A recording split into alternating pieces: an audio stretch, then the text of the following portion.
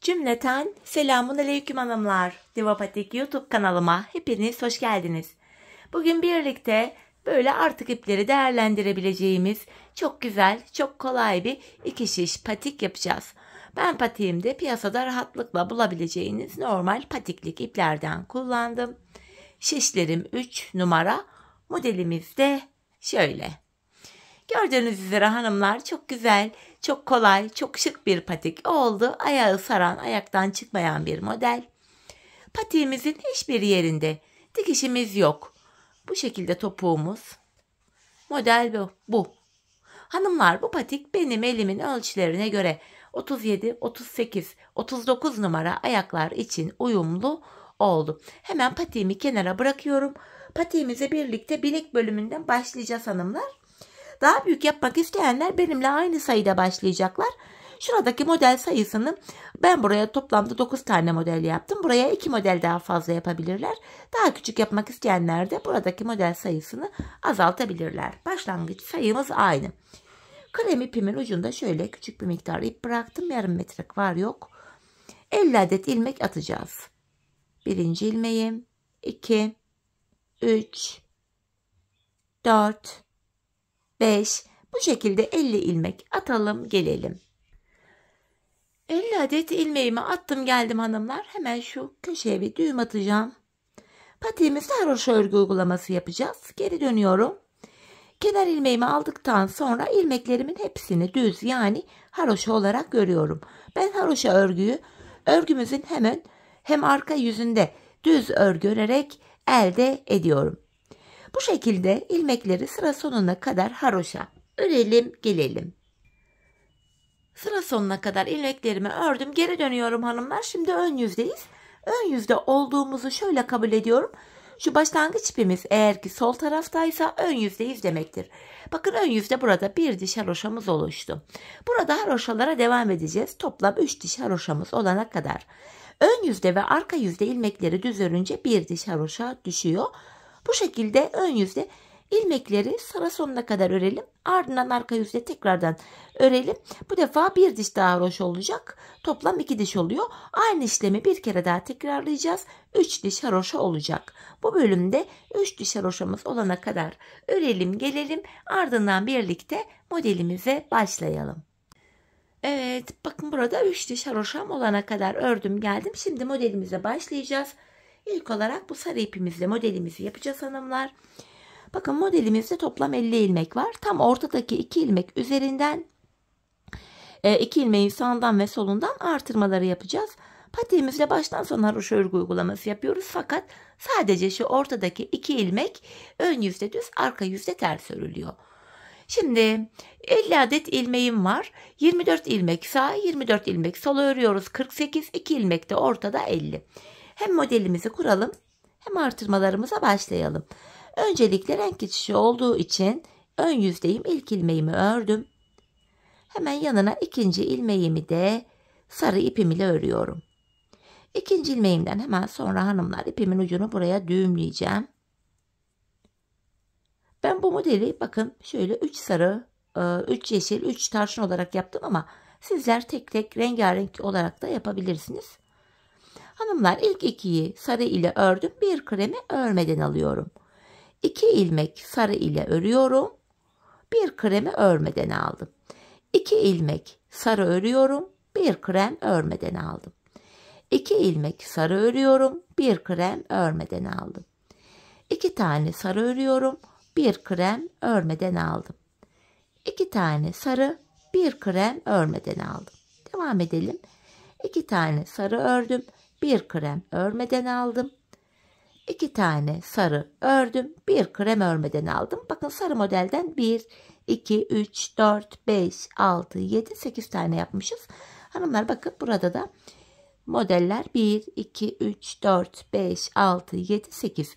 Model bitene kadar bu 8 desen aynı sayıda aynı sırayla yapılıyor. Buraya kadar da bakın şişimde 3, 6, 9, 12, 15, 18, 21, 24 ilmek oldu.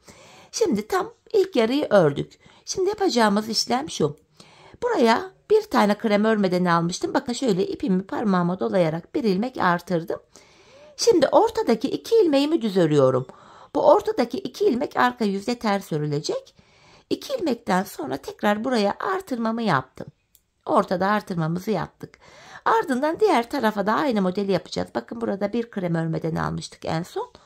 Burada da bir krem örmeden alıyorum. 2 tane sarı örüyorum. Bu tarafta da toplam 8 tane sarı modelimiz olacak. Bir kremi aldım. 2 sarı örüyorum. Bir kremi aldım.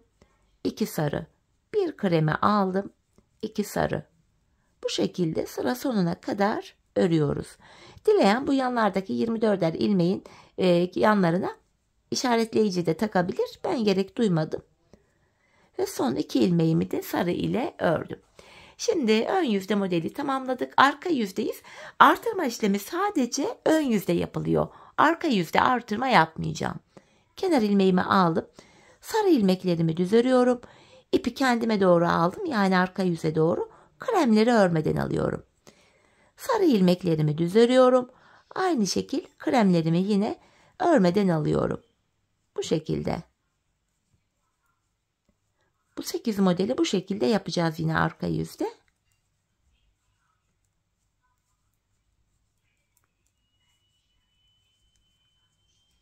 Evet, bakın buradaki bir kremi örmeden aldım.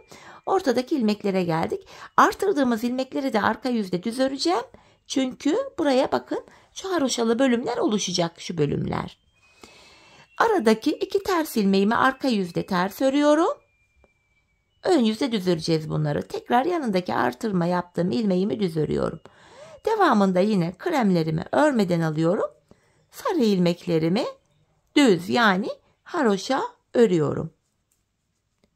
Bu şekilde sıra sonuna kadar gideceğim.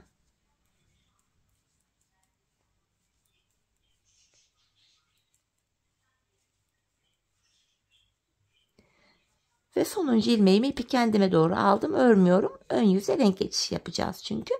Bakın ilk modelimizi yaptık. Model aralarında hep krem ipimizi kullanıyoruz hanımlar. Şimdi krem ipimiz ile sadece ortada artırmalarımızı yapacağız. Ve kalan ilmeklerin tamamını haroşa öreceğiz. Bakın hepsini haroşa örüyorum. Renkli iplerimizle model kurulumu yapıyoruz. Ana renk ipimiz olan krem ile ilmeklerin hepsini normal haroşa örüyoruz.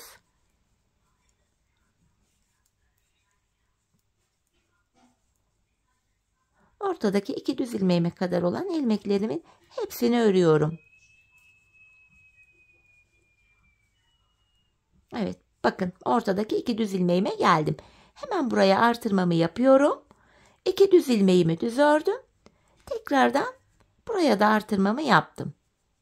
Bu şekilde. Kalan ilmeklerimin hepsini yine haroşa olarak öreceğim.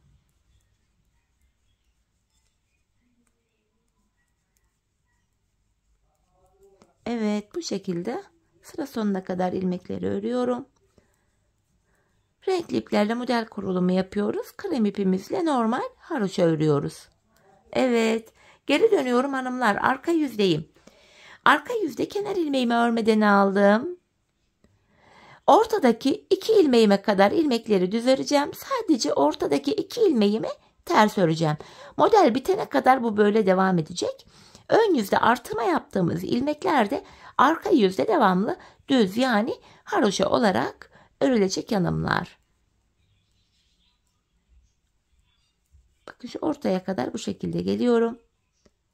Bakın artırma yaptığım ilmeğim burada. Bunu düz ördüm. Aradaki 2 ilmeğimi ters örüyorum. Tekrar diğer taraf yanındaki artırdığım ilmeği de düz ördüm.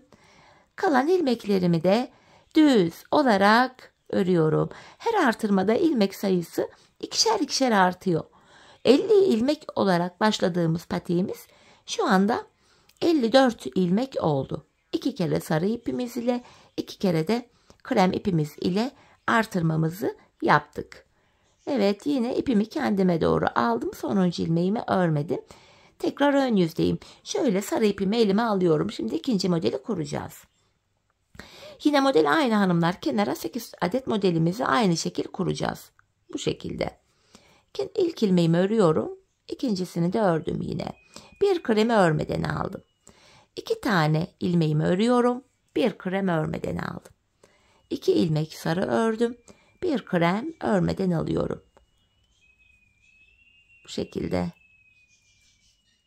Yandaki 24 ilmek devamlı olarak bu şekilde örülüyor. Bakın hanımlar, buraya yine 1, 2, 3, 4, 5, 6, 7, 8 modelimizi ördük. En son bir kremimi de örmeden aldım. Burada 24 ilmek oldu. Şimdi orta bölüme geldik. Şu aralardaki ilmekler hep haroşa oluyor artık. Bakın şuralar. İki düz ilmeğe kadar olan ilmeklerin hepsini şöyle haroşa örüyorum. Bakın. 2 düz ilmeğime geldim. Artırmamı yapıyorum. Ortadaki 2 ilmeği düz ördüm. Tekrar artırma yapıyorum. Yanına bakın 2 ilmek daha ördüm. Modeli alttan takip ederek de gidebiliriz. Bakın hemen buradaki kremi örmeden alıyorum. 2 sarı. Kremi örmeden alıyorum. 2 sarı. Kremi örmeden aldım. 2 sarı. Kremi örmeden aldım. 2 sarı. Bu şekilde sıra sonuna kadar ilmeklerimi örüyorum. Evet. Şimdi geri döneceğim hanımlar. Arka yüzdeyim. Arka yüzde yine kenar ilmeğimi aldıktan sonra yanındaki bir sarıyı örüyorum. İpi kendime doğru aldım. Arka yüzde yine kremleri örmüyoruz. Bu şekilde. Sarı ilmeklerimi haroşa örüyorum. Kremlerimi örmeden sağ şişime alıyorum.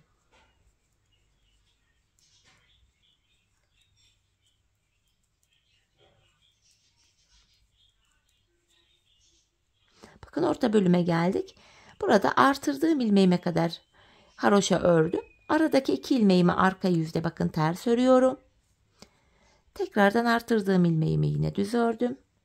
Yanındaki 2 sarı ilmeğimi de yine düz yani haroşa ördüm. Diğer tarafta da yine model kurulumu devam ediyor. Kremlerimi örmeden alıyorum. Sarılarımı düz örüyorum. Bu şekilde sıra sonuna kadar gidiyoruz. Modelin kurulumu hanımlar aslında bu kadar. Böyle devam edip gidiyor. Artırmalar oldukça patiğimizin ön bölümündeki haroşalar da artıyor. Yine ipi kendime doğru aldım. Sonuncu ilmeğimi örmedim. Tekrar araya yine kremimizi alıyoruz. Hanımlar yine krem ipimizle ilmekler tamamen haroşa örülüyor. Bakın hepsini ortadaki 2 düz ilmeğime kadar haroşa öreceğim yine. Ortadaki 2 düz ilmeğime kadar. Gördüğünüz gibi şöyle devam ediyorum örmeye.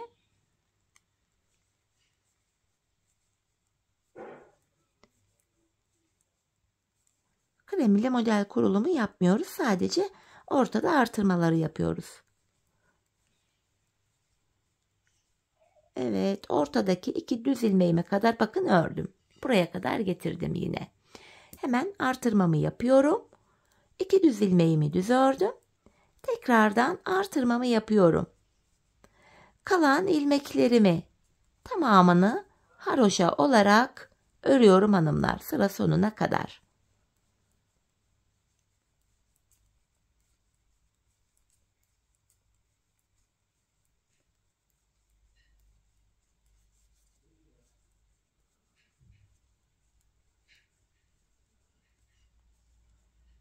Sonuncuyu da ördüm.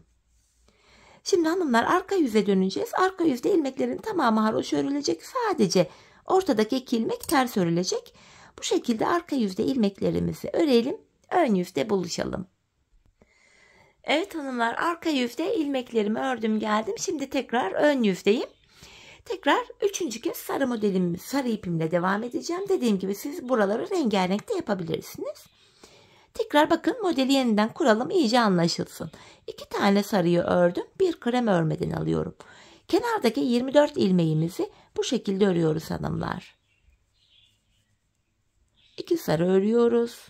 Bir krem örmeden alıyoruz.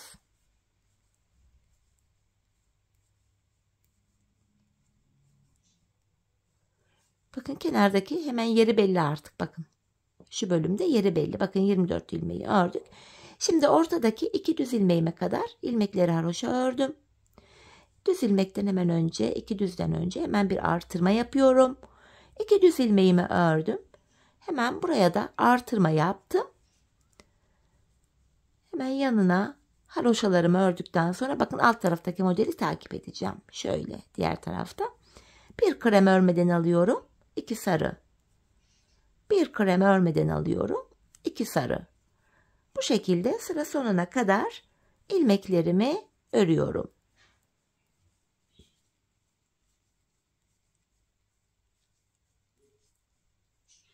Son 2 ilmeğimi de ördüm. Gördüğünüz gibi her artırmada şuralardaki haroşa sayıları da artıyor. Yani buralar. Desenimiz oluşuyor bu şekilde. Yeniden arka yüzde hanımlar aynı işlemi yapıyorum. Kenar ilmeğimi aldıktan sonra sarı ilmeklerimi yine düz yani haroşa örüyorum. Krem ilmeklerimi de örmeden sağ şişime alıyorum. İlmek sayılarımız da gördüğünüz üzere artıyor.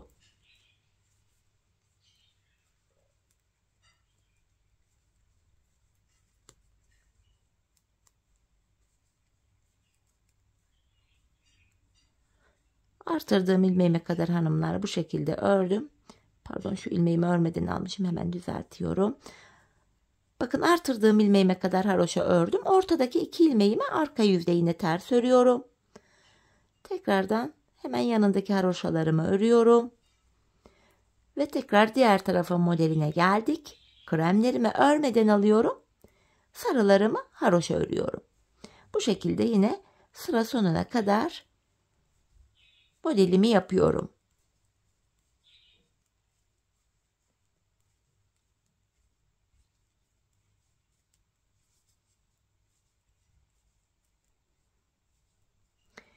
Ve sonuncu ilmeğimi örmedim. Çünkü yine ön yüzde renk geçişi yapacağız. Model aralarında hep krem ipimizi kullanacaktık hanımlar. Şöyle krem ipimi aldım. Yine krem ipimiz ile normal haroşa öreceğiz. Artık sarı ipimi de keseceğim. Çünkü bir sonraki modelimi farklı renk ile yapacağım. Zaten sarı ile devam etsem de ipim yetmezdi. Dediğim gibi elimdeki yarım artık iplerle devam ettim. Şöyle. Hanımlar, yine yapacağımız işlem aynı. Ortadaki 2 düz ilmeğimize kadar olan ilmeklerimizi haroşa olarak öreceğiz. 2 düz ilmeğin sağında ve solunda tekrar artırmalarımızı yapacağız. Yani şurada. Sonrasında kalan ilmekleri de yine haroşa öreceğiz. Tekrar döneceğiz. Arka yüzde yine haroşa öreceğiz. Sadece ortadaki 2 ilmeği arka yüzde ters öreceğiz. Bu şekilde krem ipimiz ile sıramızı tamamlayalım. Ön yüzde buluşalım. Evet hanımlar, krem ipim ile modelimi yaptım, geldim. 3 tane sarı yapmıştım. Üçerli üçerli gruplar halinde renklendirerek yapmıştım. Bir sonraki modelimi de yeşil ipim ile yapacağım hanımlar. Model aynı, sadece renk değiştirerek devam edeceğiz. Yine sarıda ne yaptıysak aynısını diğer renklerde de uygulayacağız hanımlar. Hemen ilk 2 ilmeğimi örüyorum. Tekrar şimdi de yeşil ipimin ucunu buraya düğümleyeceğim öncelikle. Kenara 24 ilmek, yani yeşil ile toplam 8 model yapacağız yine. Model aynı devam ediyor. Bakın 2 yeşilden sonra bir krem örmeden aldım. 2 tane yeşil. Bir krem örmeden aldım. 2 yeşil. Pardon. Çok özür dilerim. Krem ile devam edip gidiyorum. Gerçekten kusura bakmayın. Bir kremi örmeden aldım. Yeşil ipimi alıyorum. 2 tane yeşil öreceğim. Şöyle. Yeşilin ucunda gizleyerek götürelim. Bakın bir kremi örmeden aldım. 2 yeşil örüyorum. Bir krem örmeden aldım. 2 yeşil örüyorum. Bir krem örmeden aldım. 2 yeşil. Bir krem örmeden aldım. 2 yeşil. Böyle devam ediyor. Kenardaki bakın 24 ilmeğimizi yine ördük. Bakın yeri belli. Modelli bölümün yeri belli. Sonrasında ortadaki 2 düz ilmeğime kadar ilmeklerimi yeşil ile haroşa örüyorum. Bakın orta ilmeğime geldim. Yine artırmaya devam ediyorum. Bakın bir ilmek artırdım. 2 ilmek düz örüyorum. Hemen yanına bir ilmek daha artırdım. Şu diğer taraftaki 24 ilmeğime kadar, modele kadar yine ilmeklerimi yeşil ile haroşa örüyorum. Tekrar aynı modeli devam ettireceğim. Bir krem örmeden aldım. 2 yeşil. Bir krem örmeden aldım. 2 yeşil. Bir krem örmeden aldım. 2 yeşil. Bir krem örmeden aldım. 2 yeşil. Bir krem örmeden aldım 2 yeşil. Bir krem örmeden aldım 2 yeşil. Böyle devam edip gidiyorum. Bakın. Modelimiz tamamlandı. İlk sıra. Yeniden arka yüze döneceğiz hanımlar. Yeşil ilmeklerimizi örerken kremleri örmeyeceğiz. Ortadaki yeşilleri haroşa öreceğiz. Sadece ikili yeşili arkada ters öreceğiz. Sonrasında bu bölüm tamamlanınca ön yüzde tekrar krem ipimize geçeceğiz. Krem ile yapacağımız işlem zaten anlaşıldı diye umuyorum. Bu şekilde modellerimize devam edeceğiz. İlk 4 modeli birlikte yaptık. Zaten ben bu patiğimi hanımlar şöyle bakın 3 sarı, 3 yeşil, 3 tarçın, 9 tane model yaptım. Bu bölüme kadar 9 tane 9. modelimi de tamamladıktan sonra artık renkli ip kullanmadım hanımlar. Toplam 3 diş haroşa krem ile devam ettim. Hani tarçından sonra bir diş haroşa yapıp da başka bir renge geçmedim. Sonraki modellerde sonrasına krem ile devam ettim. 3 diş haroşa daha krem ile ördüm. Gördüğünüz gibi hani model aralarında yaptığımızın aynısını burada da yaptım. Ortada da artırmalarımıza devam ettim. Ben bu işleme hanımlar şişimde 90 ilmeğim olana kadar devam ettim. Şimdi bu aşamada ben 40-41 numara yapacağım diyenler varsa da ben 90 olarak yaptım ama sizler bu bölümü hanımlar ben 2 diş haroşa daha krem ile örebilirsiniz. Böylece 4 ilmek daha artırırsınız. 94 ilmeğiniz olur. Hani bu şekilde patiğin boyutunu büyütebilirsiniz. Ben küçültmek istiyorum diyenler varsa da en son hanımlar modeli yaptıktan sonra tekrardan artırmaya devam etmezlerse 6 ilmek eksik olur. Yani 84 ilmek olur. 84 ilmek ile tabana geçebilirsiniz. Modelin büyüklüğü küçüklüğü bu şekilde rahatlıkla ayarlanabilir. Dediğim gibi ben 90 ilmeğim olana kadar artırdım. Sonrasında tabanıma geçtim. Şimdi hep birlikte ölçülerimize göre patiğimizin bu desenli bölümlerini tamamlayalım gelelim. Ardından birlikte tabanımıza geçeceğiz. Evet hanımlar, patiğimin bu ön bölümünü tamamladım ve geldim. Şişimde şu anda 90 adet ilmeğim var. Son tarçın rengi modelimden sonra 3 diş haroşamı krem ipim ile yaptım ve ortada yine bakın artırmalarıma devam ettim. Şimdi patiğimizin tabanını yapacağız. İlmek sayınız kaç olursa olsun hanımlar, burun kısmına 8 ilmek ayırıyoruz. Benim şişimde 90 ilmeğim var. 90 ilmekten buruna ayırdığım 8'i çıkartınca geriye 82 ilmek kalıyor. 82 ilmeği de iki yana böleceğim. Yanlara 41 ilmek düşüyor. Hesaplama böyle yapılacak. 80 ilmeğiniz var diyorum. Hani mesela örnek veriyorum. 80 ilmek var.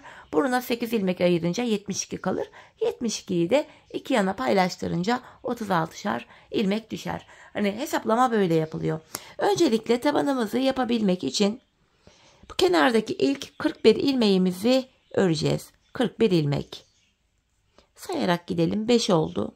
6, 7, 8, 9, 10, 11, 12, 13, 14, 15, 16, 17, 18, 19, 20, 21, 22, 23, 24, 25, 26, 27, 28, 29, 30, 31, 32, 33, 34, 35, 36, 37, 38, 39, 40. Bir ilmek daha ördüm. 41. 41 ilmek ördüm. Şimdi burnumuz için 8 ilmek daha öreceğim. 1, 2, 3, 4, 5, 6, 7, 8. Saydığımız anda şurada da 41 ilmek kalıyor sol tarafta. 8 ilmekten sonra geri döneceğiz hanımlar. Bu aşamada ipimiz hep karşıda olacak. İlk ilmeği örmeden alacağız. Buruna ayırdığımız 8 ilmeği tekrar bu şekilde örüyoruz. İlk ilmeğimi aldım. 2, 3, 4, 5, 6, 7, 8. Geri dönüyorum yine. 8 ilmek ile buraya bir diş haroşa ördük. Hanımlar taban 14 ilmek olacak. 14 olana kadar da her sırada yanlardan birer ilmek örerek ortaya ekleyeceğiz. Yine ipim karşıda, ilk ilmeğimi aldım. Önce 8 ilmeğimi öreceğim. 5, 6, 7, 8. Bir ilmek kenardan örerek ortaya ekledim. 9. Geri dönüyorum. İpim karşıda, ilk ilmeği örmeden aldım. Şimdi de 9 ilmeğimi öreceğim. 6, 7, 8, 9. Bir ilmek de kenardan örerek ortaya ekledim. 10 oldu. Tekrar geri döndüm. Yine İlk 10 ilmeği öreceğiz. 5, 6, 7, 8, 9, 10. Bir ilmek kenardan örerek ortaya ekledim. 11 oldu. Geri dönüyorum. Yine ipim karşıda, ilk ilmeği örmeden aldım. 11 ilmeğimi öreceğim. 6, 7, 8, 9, 10, 11. Bir ilmek de kenardan örerek ortaya ekledim. 12. Geri döndüm. Yine ip karşıda, ilkini örmeden aldım. Şimdi de 12 ilmeğimizi öreceğiz. 6, 7, 8, 9, 10, 11, 12. Bir ilmek kenardan örerek ortaya ekledim. 13. Yine geri dönüyorum. İp karşıda, ilk ilmeğimi aldım. 13 ilmeği öreceğim. 4, 5, 6, 7, 8, 9, 10, 11, 12, 13 ve bir ilmek de kenardan alarak örüyorum. 14. Tabanımızda şu anda 14 ilmek oldu. Bakın burun kısmında şöyle oval bir görüntü oluştu. Artık 14 ilmek ile kesimler başlayacak. Tabanda 14 ilmek var. İlk 13 ilmeği öreceğiz. 14. de kesimi yapacağız. Yine ipim karşıda, ilk ilmeğimi aldım. 2, 3, 4, 5, 6, 7, 8, 9, 10, 11, 12, 13. 14. ilmekte yandan da bir ilmek alıp ikisini kestim. Geri dönüyorum. İpim karşıda, ilk ilmeğimi aldım. Yine aynı işlemi yapacağım. 13 ilmek öreceğim. 3, 4, 5, 6, 7, 8, 9, 10, 11, 12, 13. 14. ilmekte yanından da bir ilmek alarak ikisini kestim. Kesimden sonra geri döneceğiz. Tabanımız 14 ilmek üzerinden bu şekilde örülüyor hanımlar. Tekrar 6 ilmeğim oldu. 7, 8, 9, 10, 11, 12, 13 ve 14. ilmekte kesimimi yaptım. Bu şekilde tabanımızı öreceğiz. Hanımlar, biz bu kesme işlemine sağ ve sol taraftaki ilmekler bitene kadar devam edeceğiz. Kesim sonunda şişimizde sadece tabanda kullandığımız 14 ilmek kalacak. Şimdi hep birlikte patiğimizin tabanını örelim, gelelim. Sonra birlikte topuğumuza başlayacağız. Evet hanımlar, patiğimin taban bölümünü 14 ilmek olarak ördüm, geldim. Şişimde şu anda sadece tabanda kullandığım 14 ilmeğim kaldı. Şimdi patiğimizin şu arka topuk bölümünü öreceğiz.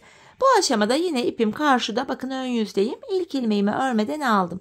Son 2 ilmeğim kalana kadar ilmeklerimi örüyorum.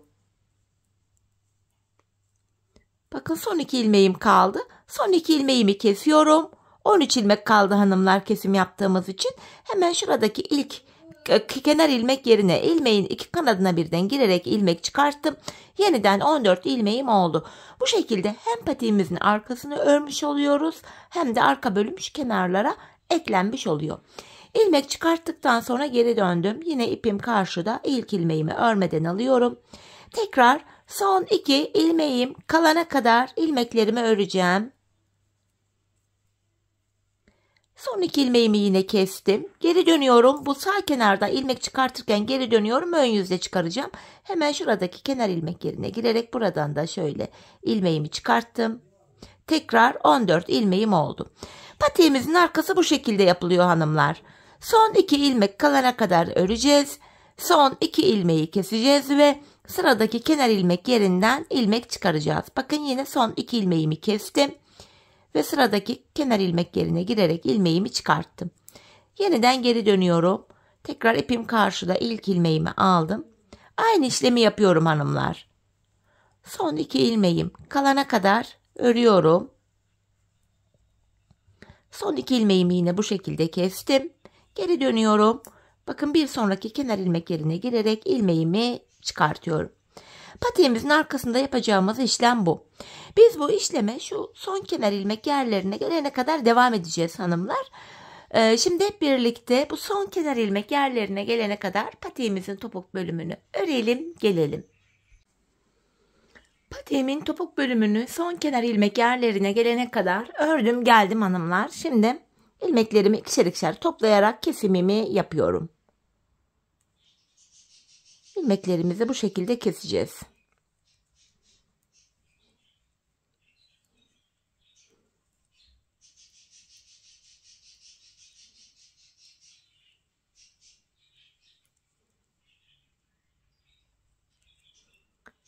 Son bir ilmeğim kaldı. Onu da yine şöyle kestim. Bu kenarda tümsek bir görüntü oluşmasın diye hemen tığım ile şöyle dibine batarak burayı düzleştiriyorum. Şöyle. 2 tane de sıkı bir zincir çektim. İpimi keseceğim. Patiğimize başladığımız ipimiz burada, başladığımız yerde patiğimizi bitirmiş oluyoruz hanımlar. Hemen şu iplerimi alacağım. Şu arka bölüme ilmek aralarından geçirerek, hatta şöyle bir de sıkılayalım, gizliyorum. Mutlaka gizleme işlemini yapalım hanımlar. Ayağı giydikten sonra bu ipler dışarı çıkarsa hoş bir görüntü olmaz. Şöyle iplerimi de gizleyeceğim.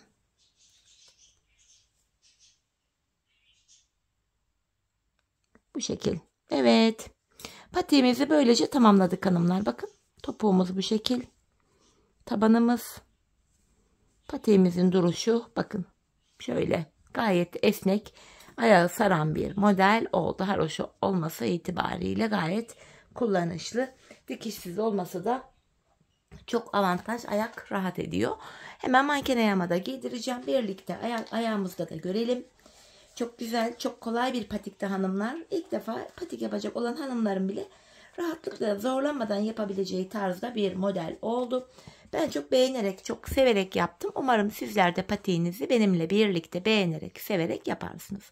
Patiğimizin ayaktaki duruşu da işte bu şekilde. Tabanımız, topuğumuz, model bu. Evet hanımlar, yine birlikte güzel bir modelin daha sonuna geldik. Umarım sizlere faydalı, hoş bir video olmuştur. Yeni modellerde, yeni videolarda buluşmak dileğiyle. Şimdilik hoşça kalın, sağlıcakla kalın.